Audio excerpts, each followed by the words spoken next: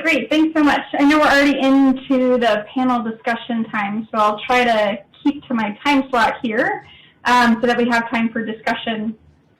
So I guess over the next 8 to 10 minutes, I'm going to talk about this idea of incorporating systems thinking in the design of these solutions that we've been talking about to ensure that they are indeed sustainable contributions. And a lot of people have talked about the system, and there's a lot of different perspectives on what this is.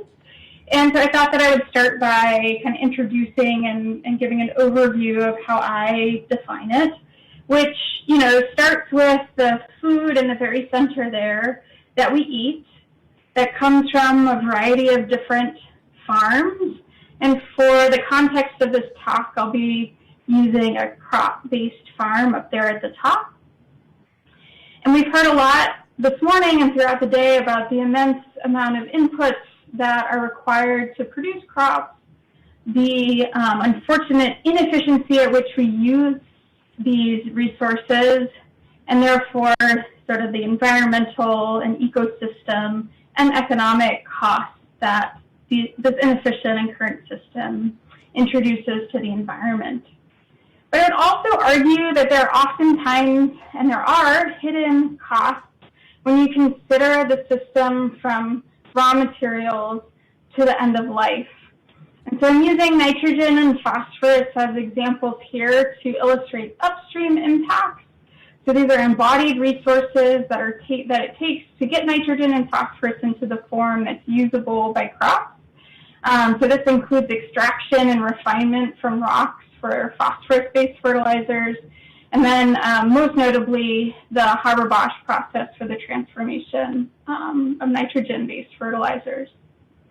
And then, of course, you have downstream impacts once the products leave the farm. So this is a lot of transportation for distribution, preservation, use, and then, of course, we've heard a lot about the waste immense amount of waste that we produce throughout the system. And all of this collectively, and the reason that we're convened, is this idea that the food system is currently extracting more from the environment than it's giving back, and we recognize that this is not sustainable.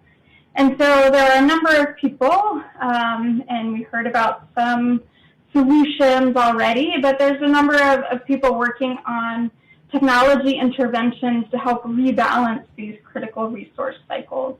I'll just highlight a few of these different components of the life cycle. So upstream, thinking about different catalysts to reduce embodied energy demand.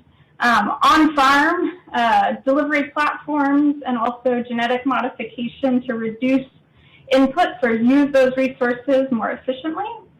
And then downstream interventions to recover valuable resources from our waste streams, closing the loop back into the on-farm crop production.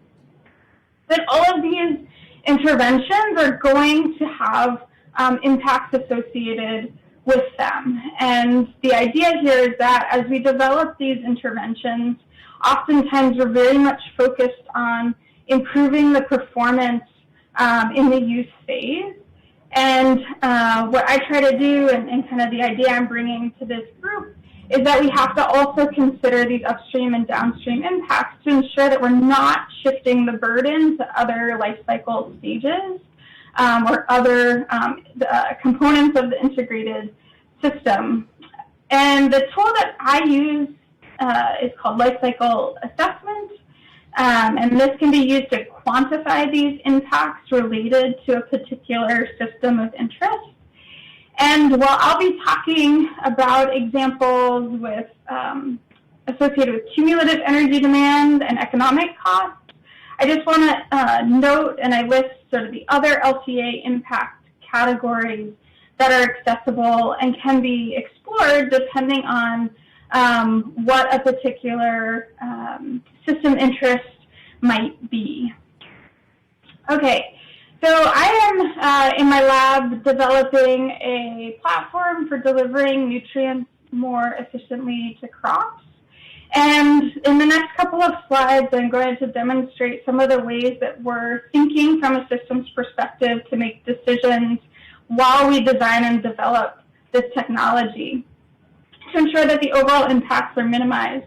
So what you're seeing on the left side is one of the compositions that we're looking into. So a lot of the work is around choices of materials, both in terms of what's been identified to be effective, but then also what has the lowest embodied resource cost. And so as you can see, monoammonium phosphate, currently we deliver it to fields directly, and adding in any other materials that are associated with the platform are going to add a cost. And so if you just look at the embodied resources of the materials themselves and then this platform, it's going to be a non-starter. And so what I would propose is that we have to, on the right side, think about these impacts per unit of benefit that we recognize once the technology is implemented. And so this is some data from a preliminary POT study with the platform, and I'm normalizing the cumulative energy demand to the plant height, and that's just one benefit that you could use. There's several others that I list down below, and importantly note that the magnitude of benefits that you're going to reap is going to be different depending on what unit it is that you're looking at.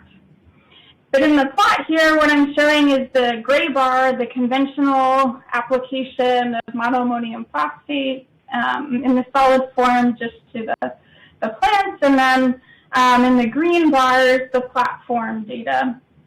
The percentages are associated with how much of the nitrogen that we initially add to form in the formation of the platform is incorporated. And the idea here is, you look on the left, monoammonium phosphate is the most energy-intensive material in the system. And so getting that process efficiency as close to 100% as possible is going to be desirable to minimize the overall embodied energy impact of this particular nutrient delivery platform.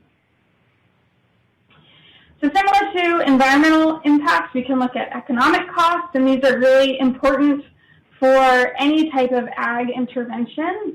And just again, looking at material screening analysis, we can see that in the black bars indicate the cost per mass, so per kilogram here.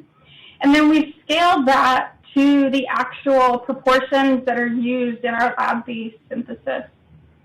And so that's an important thing to consider, is don't necessarily eliminate a given material just because of its high per mass cost, but think about what's the proportion that you use.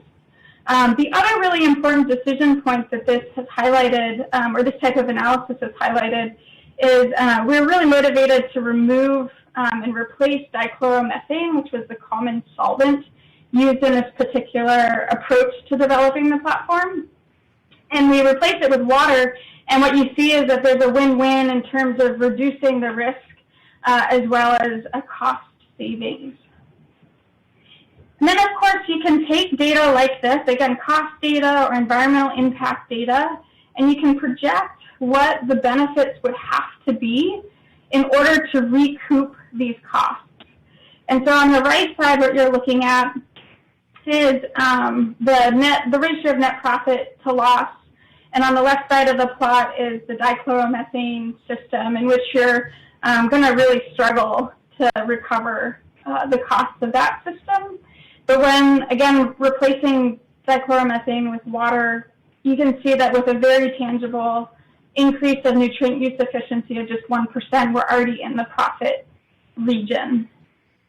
And so these are just a couple of examples of how I believe, or how we're already incorporating systems level analysis into making design decisions to proactively reduce and minimize the potential for unintended consequences downstream. And so I just want to finish with these kind of 4 thoughts. The first, up in the upper left-hand side, is that if you consider the food system from extraction to end of life, so going back to those original slides that I showed, And we apply life cycle assessment. What this allows us to do is identify opportunities for intervention. And then using life cycle assessment facilitates this trade-off evaluation to inform sustainable design during the development of the technology, which is really important because once the technology is implemented, it's really hard to change the infrastructure and how things are done. And so making a change and an intervention early and upfront in the design is really important. And proactively evaluating these trade-offs ensures that the intervention is sustainable. And then finally, since we have this really integrated, complex system, we can use this systems approach to inform decision-making, particularly as it relates to policy and regulation, and also trying to avoid impacts that would implicate societal well-being or our economic systems and the environment. And so with that, I hope that we can have a fruitful discussion in the time that remains, and look forward to any questions or comments. Since I'm not there, I'll be present via Zoom the rest of the time, but I have my contact information here as well. So thank you.